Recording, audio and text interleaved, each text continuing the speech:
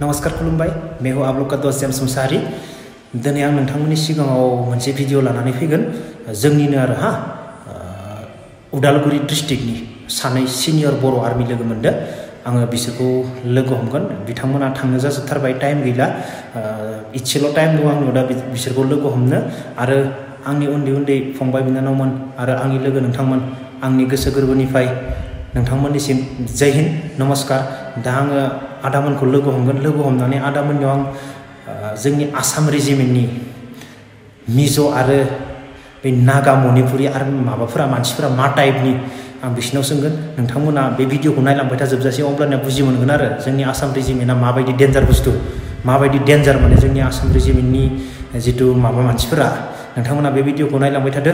आं दा आदाखौ लोगो हमनो थांसै आं दा आदाखौ लोगो मोनफैबाय ने आदा नमस्कार नमस्कार नमस्कार आदा नों बबेनि आं उदालगुरि डिस्ट्रिक्टनि उदालगुरि ना ओमफ्राय उदालगुरि जाय गामिया भकतपारा पुनियानि भकतपारानि आदा ओमफ्राय नोंनिया सार्भिसा बेसेबां जाखादो आंनि सार्भिसा दायो 22 बोसोर सोलिगासिनो दङ 22 बोसोर ओमफ्राय दा बेयाव दं आरो ना काश्मीराव दं आरो ना काश्मीराव दङ ओमफ्राय आदा नों दा थांगोन बेनिफ्राय दिनैथ' नों माने गोजान जालायसिगोन ओंखारसिगोन ना नों जिथु जायगायाव थांगोन बेयाव मबाइल फन रायलायनो हागोन ना न'आव आरो माबायदि बेयाव कन्डिसना दा बे जोंनि थानाय जायगायाव मबाइला सोलिया मबाइलनि बिखय सोलिखाया जोङो बे माबाखौ मोनो लेन्डलाइनखौ मोनो माने सरकारि सानफ्रोमबोथ' मोना सानफ्रोमबो मोना सप्तायाव साननै सानथाम बिदि मोनो आरो खै मिनिटसो मोनो 2-3 मिनिट 5 मिनिटसो मोनो आरो 5 मिनिटसो मोनो बे सप्तायावसो खेबसे आरो बेबो नांबासो नांबाय नाङाबा गैया आरो ओमफ्राय आरो पाकिस्तानजों माबा मोनसे जाबाथ' बेफोरखौथ' बिदि आरो बिसोरथ' जालाबाय थायो बिदि जायोबाथ' आरो गैथ'आनो आरो मोनथ'आ जेबो न'जों कानेक्सन जाया माने फनखौनो मोना आरो ना बेसेबां बिसोरनि पस्टफोरा आदा थानायनिफ्राय गोजाना आं थानायनिफ्राय दा बिसोरो मोनसे 25 मिटाराव दङ बिसोरो 25 मिटार दङ जोङो बेनिफ्राय आरो 35 मिटाराव दङ 35 मिटार बे गेजेराव जेबो गैया फेन्सिंबो गैया माने नुलाय हरो आरो नायलाय हरनोबो हायो जेबो थाया आरो ना बिदि फेन्स गैया बेयाव जोंनियाव बोरै थायोलै आदा बिराद रिक्स माथो जिबना रिक्सनिनो आरो जोबोद रिक्सनि खोथा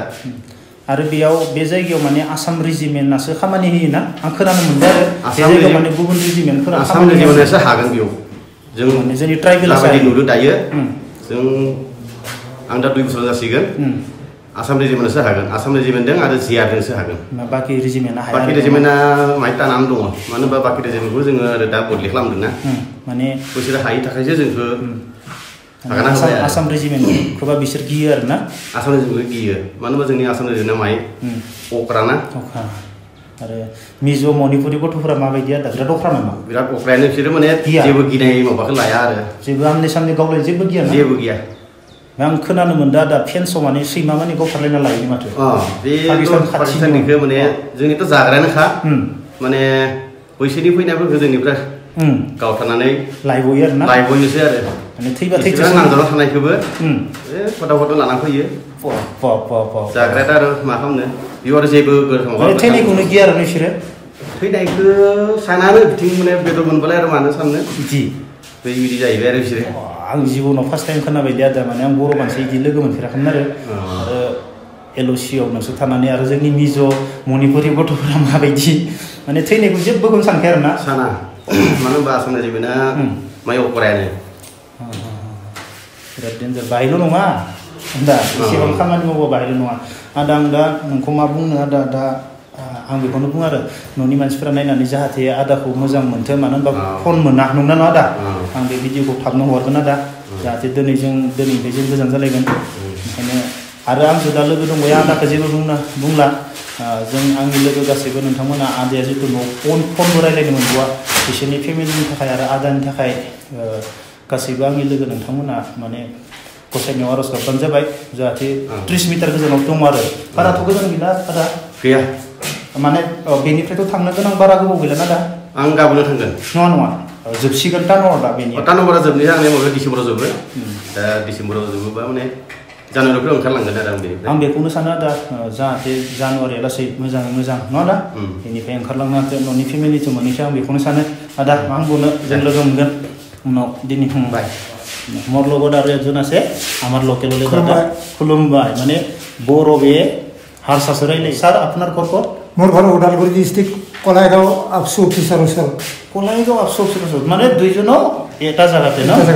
বড়িয়া স্যার আপনার চাকরি কেমন হল মোর 21 বছর চলি আছে বর্তমান ফ্যামিলি ঘরত কেইজন আছে লৰা ছোৱালী আছে ছোৱালী ডাঙৰ লৰাটো সৰু বড়ো মিডিয়ামতে পঢ়াইছো একচুৱেলি বড়ো কোৱা চৰ্চাটো ইমান নাই বড়োয়ে নাম কৈছে একবাৰ স্যাৰ মলয় বড়ো ইয়াৰ পিছত বড়ো কোৱা চৰ্চা নাই মোৰ ল'ৰা ছোৱালী বড়ো মিডিয়াম পঢ়াইছো আমি প্ৰথমতে আছামিজ মিডিয়াম পঢ়িলোঁ মা দেউতাবিলাকে নাজানিছিলে বড়ো পঢ়াবৰ কাৰণে মোৰ নিজৰ ল'ৰা ছোৱালী বড়ো পঢ়াইছোঁ হায়াৰ ছেকেণ্ডেৰী পাছ কৰিছে মানে আপুনি মানে বড়োটো মানে কোৱাটো এক্সপেৰিয়েন্স নাই আৰু বুজি পাওঁ গোটেইখিনি কিন্তু কোৱাটো এক্সপেৰিয়েন্সটো কম আৰু কিন্তু ভাল কথা ল'ৰা ছোৱালী বড়ো মিডিয়ামত পঢ়াব দিছে সায়েন্সত পঢ়ি আছে ছোৱালীটো বড়ো মিডিয়াম ল'ৰাটো এইবাৰ ছেকেণ্ড ইয়াৰত দাদা ক'বা দিবি ভিডিঅ'তে এটা জেমছ বড়ো ব্লগ তাতে চাবি মোৰ ভিডিঅ' আহিব বোলে কৈ দিবি ঘৰত জেমছৰ ব্লগত মানে আপোনাৰ ঘৰৰ মানুহ চাব দিবি আৰু ফলো কৰি কিনে কালি চাব দিছিলোঁ চাইছে মোৰ ছোৱালীটো ইয়াৰ পিছত আপুনি ইচ্ছা ইয়াতে আজিৰ পৰা আমি লগ নাপাম ন আজিৰ পৰা লগ নাপাম মই আপুনি ক'ত যাব পোষ্টত মই যাম পোষ্টত জাগাবিলাক ইমান ভাল নহয় বহুত ডেঞ্জাৰ না বহুত ডেঞ্জাৰ মানুহৰ বাবে ফৌজি বহুত আসামিত চাকৰি কৰে বুলি ক'লে জাগাখিনিৰ কাৰণে আমাৰ বহুত অসুবিধা বাকী চাকৰি একো বেয়া নহয় চাকৰি ভাল অহা যোৱাখিনিৰ কাৰণে অসুবিধা ফোনৰ অসুবিধা ফোন নাপায় ফোন নাপায় বেছি দূৰ নহয় 30 মিটাৰ 40 মিটাৰ এনেকুৱা দূৰত আছোঁ ভগৱানে জানে আৰু 40 মিটাৰত কেনেকুৱা থাকে ন সদায় ভগৱানক আশীৰ্বাদ বিচাৰোঁ চবে যাতে আশীৰ্বাদ কৰে আমি ভালকৈ আমাৰ ফৌজিৰ লাইফটো যাতে কাটি শেষ কৰি থৈ যাব পাৰোঁ সেইটোৰ কাৰণে চবৰ পৰা আশীৰ্বাদ বিচাৰোঁ থেংক ইউ মই এইটোৱে ক'ব বিচাৰোঁ ছাৰ মানে আমি ভগৱানৰ আশীৰ্বাদত মানে ভালকৈ থাকিব পাৰে আৰু আমাৰ ৰাইজৰ আশীৰ্বাদত চাকৰি বেয়া নহয় নতুন এতিয়া উঠি অহা প্ৰজন্মৰ ল'ৰাবিলাক আজিকালি গাঁৱত বেকাৰ ঘূৰি থাকে আমাৰ পিছত যিবিলাক ল'ৰা আছে এতিয়ালৈকে চাকৰি সেনেকৈ পোৱা নাই আমি পোৱাটো আমি গৌৰৱ কৰা নাই যিবিলাকে এতিয়া উঠি অহা ল'ৰা সেইবিলাকে যাতে চেষ্টা কৰে চাকৰিটো ভাল বহুত ভাল আৰু ইণ্ডিয়ান আৰ্মিৰ দৰে ইমান দৰমহা পায় হয় না দৰমহা ক'ব গ'লে কোনটো চাকৰিত ইমান দৰমহা দিয়ে হয় না এজন ক্লাছ 10 পঢ়া মানুহ আমি নিজে আণ্ডাৰ মেট্ৰিক হৈও এতিয়া পাইছোঁ আজিকালি BA পাছ কৰি ল'ৰাই চাকৰি নাপায় চেষ্টা নকৰে ডিফেন্সত অহাটোৰ কাৰণে চেষ্টা নকৰে ভাল চাকৰি পাম বুলি ক'লে পঢ়া শুনা কৰি থাকে পঢ়া শুনা কৰাটো ভাল কথা হ'ল চেষ্টা কৰিব লাগে ট্ৰাই কৰিব লাগে এতিয়া ল'ৰা ছোৱালী ট্ৰাই কৰিব নিবিচাৰে মা দেউতাৰ আণ্ডাৰত খাৱাটো বিচাৰে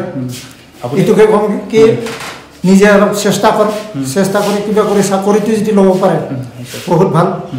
স্যার আপনি ঘৰত আপনার ঘৰৰ ফ্যামিলিক কিবা এটা কৈ যা আপোনাকতো ফোনে নাপাব কথা হ'ল ফোন সময়মতে আমি নেটৱৰ্ক বিচাৰি গ'লেও 1.5 কিলোমিটাৰ যাব লাগে কেতিয়াবা ঘৰত যদি ফোনটো সুইচ অফ কৰি থয় ফোনটো নাপাওঁ সেইদিনা আকৌ ঘূৰি যাব লাগে তাৰ কাৰণে চবে ভালে থাকক চবৰ কাৰণে আশীৰ্বাদ ৰাইজৰ কাৰণেও আশীৰ্বাদ কৰিলোঁ আমি ভালে থকাটো বিচাৰে যাতে থ্যাংক ইউ নমস্কাৰ বহুত ভাল লাগিল লগ পাম আৰু आं दानि जोंना दंखायो मिथिंगा आदायाबो दङ बेबो थांनोसै आदा आं दुखु मोनदों आदा नोंनि भिडिअखौ गोबां मानसि क'क्राझारनिया गोबां मोजां मोनदों आरो गासैबो दा जों दिनैनिफ्राय लोगो मोनथ'नाय नंला बिसोर माने एल'सियाव थांजोबसिगोन आं साननैसो थाबावगोन आंबो बबाव थांगोन आंबो गेरेन्टि गैया आदा न'नि मानसिखौ माबा बुंनो नामा बिदि आं बुंसै मानो होनबा जों दा आदाया बुंलांखाबाय जोंनि बे जितेन आदाया बुंलांखाबाय अदालगुरिनिया जों दिनै ओंखारनानै गाबोन फुङाव जों बेनिफ्राय मर्निं 3टासोआवनो ओंखारलांगोन जोङो गावनि पस्टनि थाखाय आरो पस्टआव थांबाथ' जोंनाथ' बिनो बुंखाबाय आदाया टावार मोना मा मोना न'आव रायलायनो थाखाय बहुत प्रब्लेम थांनाय फैनायनि प्रब्लेम होननानै बुंखाबाय आरो थानायनि खोथाखौथ' बुंखाबाय आदाया बहुत खाथियावनो दङ बिनि पस्टआ माने कम्पानिया जोंना एसे गोजान जायो नालाय आं मोनसे बेलेग कम्पानि आंना आदाना दस्रा कम्पानि खिन्थु बेटलेन्डआ मोनसेयानो जोङो आदाजों आदानि नामा मिथिंगा नङा थानैसो आं सरि मिथिंगा बुंफ्लांदों मिथिंगाया बबावबा खारदो दा गैथ'वा माने रेडि जागासिनो दं आरो बेखौनो आं बुङो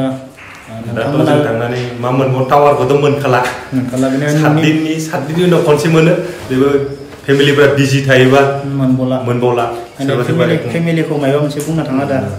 आं बेखौनो फेमिलिखौ बुंदों आरो फिसा फिसौनि थाखाय मोजाङै फोरों जोंथ' दा बाहेरायाव थायो ना बिनि थाखाय फिसा फिसौखौ फोरोंनायाव दा जोंनि फौजिनि वाइफफ्रा हासबेन्ड गैयिनि थाखाय बिराद खस्थ' जायो आं दाखालि भिडिअ नुदोंमोन आरो ना फंबायाबो दाखालि बहुत माबा माबि बुंदों फौजिनि हिन्जावखौ बेबादि साननो नाङा मिथिबायना फौजिनि हिन्जावा बहुत खस्थ' खालामनांगौ न'खरावबो जोंहा गैखायानो दा मानसि दंबाबो जों दा फनबो मोनबावा समानो गैया दा आं सुथि थांनायावनो आंनो नुयोखौ बहुत खस्थ' खालामो फौजिनि हिन्जावफ्रा सोरबा सोरबा सिंगेल थानाय सोरबा माहाय थानाय टाउनाव थानाय आजिखालिथ' मोजां स्कुलाव फैबाथ' टाउनावनो फरायहोजोबनांखागौ गामिनि स्कुलावथ' मा फोरो रावबो फोरोंनायानो थिग गैया दा टिउसनाव लांनांगौ दोननांगौ सानै गथ' फोरोंनो सानसे थाला थांखायो दा दानि बेनिखायनो आदाया फेमिलिखौबो खोन्थाबाय मोजाङै थाथोंसै भगबाननि अननायाव जों जाहाथे न'आव मोजाङै मोजां मोनहैफिनो जों बेखौसो आसा खालामो दा होमबा जोंहा दा बेयावनो आंबो बेनिफ्राय श्रीनगरनिफ्राय आंनाबो टार्नअभारा जोबनोसै आं सेप्तेम्बर लास्ट उइक जाहैनो फार्स्ट उइक जाहैगोन न' अक्ट'बराव डाउन जागौमोन पस्टनिफ्राय मास मोननैयानो हमदो आरो बेनिफ्राय आं थांगोन सिमला चाइना बर्डाराव थांबावगोन आङो सेम बिदिनो हालोदा लामायाबो जोङो थेवब्लाबो जों मोजांसिन थांलाय फैलायनि सुबिदा आरो दावलायनाय गैया आरो थांलाय फैलायनि सुबिदा आरो एसे थावबो बिदिनो थांलाय फैलायनि एसे खस्थ'आनो बेहायबो माने लामाया पाहारि गोजा बेहायबो सिमला साइडखौ बयबो मिथिखायो सिमलाया मादि जोंनि जायगा दा जोङो उनाव लोगो मोनसिगोन मैया कमेन्टआव बहुत मोजां कमेन्ट आं हस्टेला जों कमेन्ट नायदों खिन्थु आं मोनसे खोथा बुंनानै सासे मानसिया ओरैबायदि बुंहरदों जोंखौ दाउ सिखाव होननानै ना बुंबाय बुंग्राबो नांगौ सोरबा बुंहरनांगौ जेबो नङा जोंखौ दाउ सिखाव होनदों बिसोर गावसोरनि धर्म ना आंनिया बसा नै नों दा मा बुंनो सानो नोंथांखौ गोबां लोगोफोरानो आदा मिथिंगासो बेफोरबायदि बुंहरदों दाख्लैनि भिडिअ'आव दा फंबायमोनखौ नोंखौ गोबां नायनो लुबैदोंमोन गोबां नुवाखै दाथ' मा बुंनो सानो लोगो मोनबाय थानायबो जाया नालाय दाथ' जोंथ' ओरैनो बोसोरै गाहाम मालाबा बिदिनो गोबावजों सिनायजानाय जायो दा बाय लकडाउननि थाखायबो जोङो गोबां फंबायफोर दङ जा बेफोरखौ लोगो हमनो हायाखै दा जोङो फरायनाय दंमोन फरायनायनिफ्राय जों दिनैनिफ्राय आलादा जासिगोन आरो बेनिफ्राय जोङो लोगो मोनलायनांगौआबो माने गोब्राब आरो दा बेखौनो आरो नोंथ' दा जि जायगायाव थांगोन फनबो मोना नंगौना नङा बाहाय फनबो गैया होमबा नोंनि लोगो आरो न'नि मानसिफोरखौ माबा मोनसे बुंनानै थां बे भिडिअ'आव बेनो सानो दा जेन'बा न'खरनि आइ बाबामोन दा न'नि मानसिफ्राबो जाहाथे बेमार आजाराव गोग्लैया आरो जोंबो मोजां थायो न'नि मानसियाबो मोजां जाहाथे फन मोनाबाबो टेनसन लानाङा औ टेनसन जानो हाया जाहाथे जा बेखौनो इसोरनाव आर'ज गाबनाय थायो आरो जाहाथे माने फन मोनाखै होननानै नोंसोर माबा जानाङा आरो ना जों मोजाङैनो दङ माने जों सानफ्रोमबो मोजाङैनो थागोन नंगौना नङा